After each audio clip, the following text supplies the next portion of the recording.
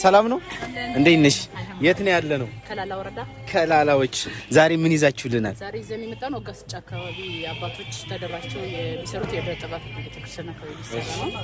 ዘንደገር ለማስተዋወቅ ደግሞ ነገር አባጊት መስጂድን ይሄ መጽሐፍ ታትሟል በወንድማችን እንድሪስ ካሳው። ዘንድ ዳቦ ለየት የሚያደርገው ከሌላው ማለት ይሄንን ብዙ ጊዜ የሚሰራው ኖርማል ቤት ውስጥ አንሰራው ማለት ለመብላት ማለት ነው። ዘመር ለማየት እንደዚህ ለዘመር ጥየቃ የሚዘጋጅ ነው። ለዘመር ጥየቃ ያ እንትን ነው የሚባለው ሽልም ዳቦ ነው የሚባለው። ሽልም ዳቦ የስንዴ ነው ወይስ የገብስ? የስንዴ ነው የሚሰራው። ኖርማል በፊት የሚሰራው ለስንዴ ነው። አሁን ግን በነጭ ዱቄት ስለሰራው ኢቭን ራሱ አይተቆነ መስመሩ ጠፍታ በስንዴ ሲሰራው ግን ኖርማል ዘልቶ ይወጣልና ይሄንን አንዘናል። ከዛው የወግ እቃዎች እነዚህ የመጠጫ እንትን ምን ይባላል? ይሄ ፎሊያ የሚባለው ከፍ ደግሞ መጠኑ ከፍ ያለውን አቦራ ይባላል። ይሄ ለጠላ ለቀሪብ እንደዚህ ለአካባቢዎች መጠጫ ነው። እነዚህ ደግሞ ሴቶች ሲያገቡ ማለት ልጃገረዶች መጀመሪያ ሲያገቡ ይዘዋት የሚሄዱት ሙዳ የምትባል በዚህ ሲያገቡ ጭስ ነው የሚባለው። በፊት ቀንጠው የሚባል ነገር እዚህ ያደርጉበታል። ይሄም ተመሳሳይ ጣም ማስቀመጫ ነው። ሴቶች ሲያገቡ ይዘውት የሚገቡት ነው። ከቤተሰብ የምትሞቀው ያን ማታ ሙቃ የምትቀርብበት ሽታ ጥሩ ጠረን ያለው ጭስ ማስቀመጫ ነው ማለት ነው። ቀንጠው ነው የሚሉት ኖርማል ሰው ጭስ ማለት ነው። በአሁኑ በዘመንኛ አጠራር ይሄን ይዘን ይቀርብ ነው። አገልግል ዳቦ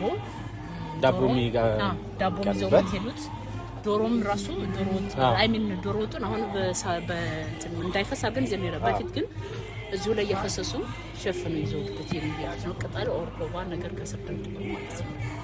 ከየት ነው ያልሽኝ አንቺ?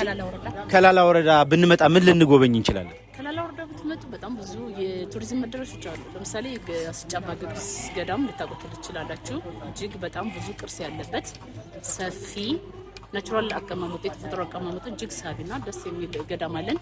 ደገር አባጊት እያለ የተለዩ ዋሻዎች አሉ። ለምሳሌ ብንወስድ ከረሞች ዋሻ ለረጅም ዓመታት ለመስጂድነት ያገለገለ አሁን እዛው ባይኖሩበትም ወቅታዊ ሁኔታ ጋር ተያይዞ ወደዛ አካባቢ ባንሄድም ለመስጂድ የሚያገለግል ዋሻ አለ።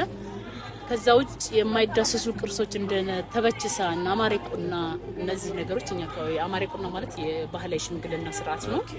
ሰፋ ያለ እንትን አለው። በአሁንም ባለው ወቅት ሰፋ ያለ ስራ እየሰራ ያለ ነው። የመጨረሻ ጥያቄ ለሁሉም የምጠይቀው ጥያቄ ስለሆነ ማለት ነው።